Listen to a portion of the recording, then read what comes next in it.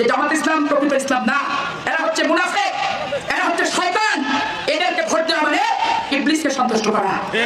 কওমি মাদ্রাসা, এরা হচ্ছে মুসলমানদের প্রকৃত শিক্ষা দেয় এবং প্রকৃত আল্লাহর অনুষ্ঠিত যে ইসলাম সেটা চর্চা করে।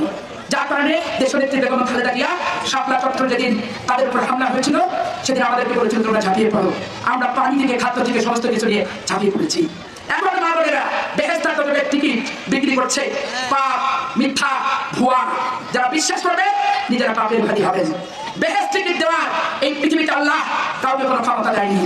যত বড় আলেম হোক, যত বড় উলেমা হোক, সেই যত বড় রাষ্ট্রপতি হোক, যত বড় প্রধানমন্ত্রী হোক, এটা যারা বলে আল্লাহর সাথে শিরকপার হয়। 9 তারিখ হরিমোহন মাঠে দুপুর 2টা থেকে শুরু হবে 9টা ওয়ার্ডে বিশাল বিশাল 9টা মিছিল যাবে। এবার ওই জনসভাতে অর্ধেক লোক যাতে আমার রানীহাটি মহারাষ্ট্রের ঘরে ঘরে থাকে, এটাই 9 তারিখের ঘোষণা এবং আপনারা সবাই সেইভাবে রেডি হবেন। নীল নদের পানি কি নীল? নীল কিন্তু না। নীল নদের পানি যেমন নীল না, জামাতে ইসলামও তেমন ইসলাম না। জামাতে ইসলাম কি বলে দেখেন, এই যে আমার ম্যানেজার মামা ইসরায়েল বসে আছে, এখন ইসরায়েল মামা আমাদের ম্যানেজার শ্বশুরেরও ছিলেন, আমাদেরও ছিলেন, বর্ষের কারণে বাসায় থাকে। এখন মামা ম্যানেজার থাকা অবস্থায় আমাকে যদি বাড়ি থেকে বের করে আমার বাড়ি দখল করে, এটা কি ইনসাফের কাজ হবে? ইনসাফের কাজ হবে না। তাহলে জামাত ইসলাম শেখ মুজিবুর রহমান ক্ষমা করেছিল তাদেরকে, আর জিয়াউর রহমান শাহাদিস থেকে শুরু করে খানি সবুরকে এমপি বানিয়ে পার্লামেন্টে ওরা নিয়েছিলেন বিএনপিতে যোগ দিয়ে।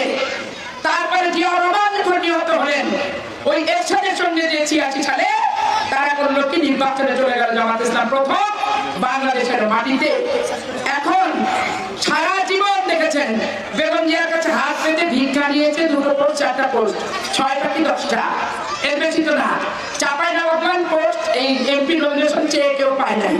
আপনারা দেখেছেন কখনো উন্মুক্ত আর কখনো স্বতন্ত্র ভোট করেছে জামাত ইসলামের প্রার্থীরা। এটাই কিন্তু আপনারা দেখে অভ্যস্ত। এখন যদি আমার বিএনপির ওই ম্যানেজার যদি বলে যে আমরা আগামী দিন ক্ষমতায় আসবো আর তোমাদেরকে দেশ থেকে বিতাড়িত করবো, এইটা কি ইনসাফের কথা হবে? এইটা বেইনসাফের কথা হবে। বেইনসাফের কথা কারা বলে? যারা বেইনসাফি তারা বেইনসাফের কথা বলে। জামাত ইসলামের তৈরি হয়েছে কোথা থেকে? ভারত থেকে। মৌদুদিবাদ প্রথম হয়েছিল জামাত ইসলাম হিন্দ বলে ভারতে, তারা প্রথম মেড ইন ভারত। তারপরে যখন 48 সালে ভারত ভাগ হলো তখন তারা পাকিস্তানের বিরোধিতা করলো, কিন্তু তারা পাকিস্তানে আসলো, এসে জামাত ইসলাম পাকিস্তান, তাহলে মেড ইন পাকিস্তান তৈরি হলো। 71 সালে মুক্তিযুদ্ধে যারা বাংলাদেশের বিরোধিতা করেছে, 30 লক্ষ মানুষকে হত্যা করেছে, আমার মা বোনকে বেইজ্জত করে পাকিস্তানিদের ক্যাম্পে তুলে দিয়ে এসেছে, তারা কি কখনো বাংলার মালিক হতে পারে? তারা কি কখনো 18 কোটি মানুষের মালিক হতে পারে? তারা কি কখনো এই ক্যাপ্টেন মহিউদ্দিন জাহাঙ্গীর সহ এই বারগুড়িয়া, এই চাঁপাইনবাবগঞ্জে অসংখ্য মুক্তিযোদ্ধারা জীবন দিয়েছে, সেই মুক্তিযোদ্ধার মাটির প্রতিনিধি হতে পারে? এইখানে আর একটা জিনিস দেখেন, সত্য এবং মিথ্যা। জিয়াউর রহমান সাহেব যেটা বলেছে সেটা করেছে, সবাই মা বোনেরা দেখেছেন। বেগম খালেদা জিয়া বারবার এসেছে নবাবগঞ্জে, পাপিয়াকে ভালোবেসে, হারুনকে স্নেহ করে। সত্য না? কোনদিন কি কোনো মিথ্যা কথা বলেছে? যেটা আমরা বলেছি সেটাই করেছে, যে জনগণের জন্য প্রয়োজন। জামাতের আমির কি বলল? স্বাধীনতার ঘোষকটা কি অলি আহমেদ। এই যে 13 বয়স্ক মানুষ সেদিন মেজর জিয়া, আমি মেজর জিয়া বলছি, কারুর ঘাট বেতার কেন্দ্রে বাংলাদেশের স্বাধীনতা ঘোষণা দিলাম, সবাই শোনেননি বয়স্ক মানুষরা? তাহলে আপনার কানের সাথে মিথ্যা করলো। বাংলাদেশের ক্ষমতায় আসার আগে মুক্তিযুদ্ধের ইতিহাসটা বিকৃত করলো কে? তাদের নেতা ফ্রড, চিটার, মিথ্যাবাদী ডক্টর শফিক। তারপরে দেখেন 2 দিন পর বলবে গোলাম আজম স্বাধীনতার ঘোষক। এটা বলতেও কিন্তু সময় লাগবে না। আজকে সে বলছে কি? আমি মুক্তিযুদ্ধ করেছি, আমি মুক্তিযুদ্ধ পরিবারের সন্তান। এটাও কিন্তু একটা মিথ্যাচার।